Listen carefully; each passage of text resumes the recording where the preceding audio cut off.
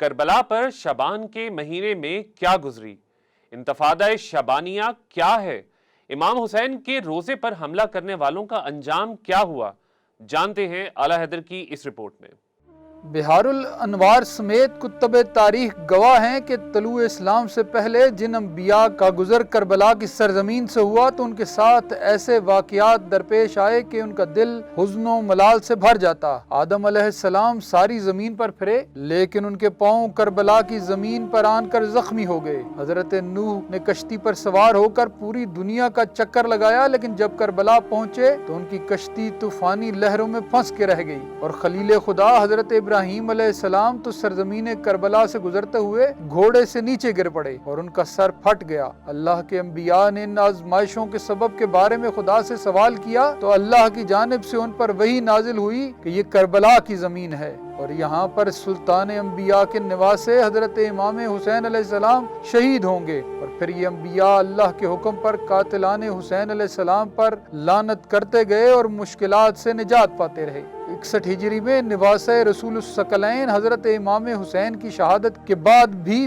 20 ایسے وقت آئے جب کربلا میں عاشقان اہل بیت رسول پر آزمائش کی انتہا ہو گئی۔ متوکل عباسی نے اپنی زندگی میں 17 مرتبہ مرکز امام مظلوم علیہ السلام کو منہدم کیا، مرکز قدسیہ پر پانی چھوڑنے کی کوشش کی اور اس پر حل چلا دیا۔ جو بھی زیارت امام حسین علیہ السلام کے لیے آتا اسے قتل کر دیا جاتا۔ 1801 عیسوی میں آل سعود کے دہشت گردوں نے نہ صرف کربلا کے مزارات منہدم کیے بلکہ تمام نوادرات اور مقدسات بھی لوٹ لیے۔ کربلا کی مظلوم سرزمین شعبان 1411 ہجری مارچ 1991 کی زیارہ شعبانیہ کو کبھی فراموش نہ کر سکے گی۔ پہلی گلف وار میں صدام کی شکست اور پسپائی کے بعد عراقی عوام امام زمان علیہ السلام کی آمد نیمہ شعبان کا افضل ترین عمل زیارت امام حسین ادا کرنے کے لیے کربلا معلیٰ میں جمع ہونا شروع ہوئے تو بصرہ میں صدام کی ظالم باسی حکومت کے خلاف خروج کی خبر سے پورے عراق میں بیداری کی لہر دوڑ گئی اور زیارہ شعبانیہ انتفاضہ شعبانیہ میں تبدیل ہو گئی۔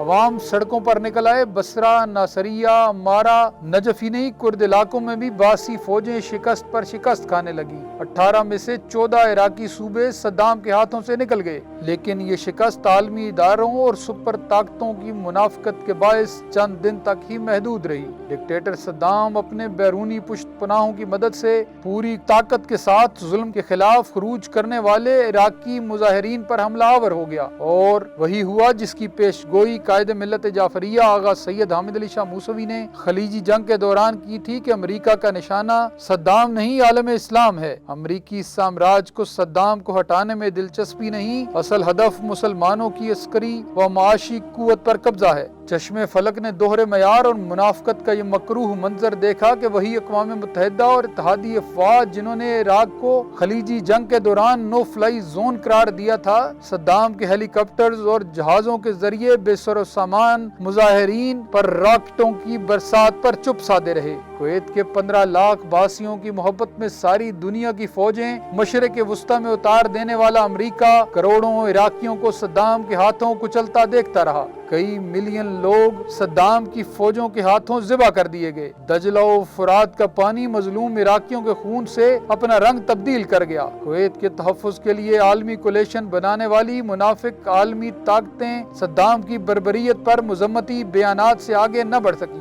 ظالم افواج نے صرف نجف اشرف میں مظاہرین پر 55 سکڈ میزائل برسائے تو کربلا کو کھنڈرات میں تبدیل کر دیا گیا۔ جس کربلا میں فرشتوں کا نزول قطار اندر قطار ہوتا تھا اس کے در و دیوار اور ائمہ معصومین کے ناموں کو گولہ و بارود سے چھلنی کر دیا گیا۔ حسینی ہسپتال کی اینٹ سے اینٹ بجا دی گئی۔ آیت اللہ العظمی ابو القاسم خوئی کے نمائندوں آیت اللہ سید محمد رضا موسوی خلخالی، سید جعفر بحر العلوم اور سید عز الدین بحر العلوم سمیت ہزاروں علماء کرام و مراجع کو پھانسی دے دی گئی۔ 15 روز تک مسلسل حرمین مقدستین کو زمینی اور فضائی حملوں کا نشانہ بنایا جاتا رہا، یہاں تک کہ حرم مقدس امام حسین علیہ السلام کے گنبد اور سنہری میناروں کو شدید نقصان پہنچا۔ حرمین میں موجود ایک ایک جوان کو جوار مقدس میں گولیوں سے بھون ڈالا گیا۔ حرم کے سنہری دروازے اور حضرت ابراہیم مجاب علیہ السلام کی ذریعہ مطہر کو نظر آتش کر دیا گیا۔ مختصر یہ کہ صدام کے مظالم ظالم نے متوکل کو بھی شرما دیا۔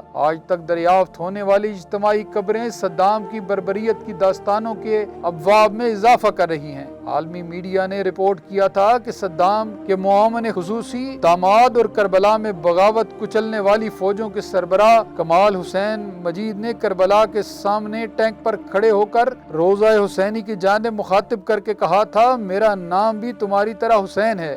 آج ہم دیکھیں گے کہ کون سا حسین طاقتور ہے، لیکن وقت نے ثابت کیا کہ طاقت کے غرور میں مبتلا ڈکٹیٹر کربلا کے مظلوم حسین سے ایک بار پھر بدترین شکست کھا گیا۔ صدام عبرت کی تصویر بن گیا اور کمال مجید دماغی ناسور کا شکار ہونے کے بعد صدام ہی کی گولیوں کا نشانہ بن گیا۔ لیکن نبی کے نواسے حسین کے خون سے سینچی ہوئی کربلا آج بھی آباد ہے۔ 40 کی طرح ہر سال زیارہ شعبانیہ 15 شعبان کے موقع پر حسین علیہ السلام کے زائرین کی تعداد بڑھتی ہی چلی جا رہی ہے، جنہیں الیکٹرانک مشینیں بھی گننے سے قاصر ہیں۔ کربلا کی آبادی اور ظالمین کی نابودی متوکل جیسے ظالموں کو بتا رہی ہے، جس نے چلائے تھے کبھی تیری لحد پہ حل، ایک دن تجھے مٹانے اٹھا تھا بد عمل، آواز دے رہی ہے اسے آتش اجل، اپنی لحد سے او متوکل ذرا نکل، اپنی خزاں حسین کی فصل بہار دیکھ،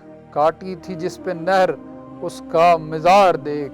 صدام جیسے ظالمین ہی نہیں، پوری کائنات یہ بات تسلیم کر چکی ہے کہ نہ یزید کا وہ ستم رہا، نہ زیاد کی وہ جفا رہی، جو رہا تو نام حسین کا، جسے زندہ رکھتی ہے کربلا۔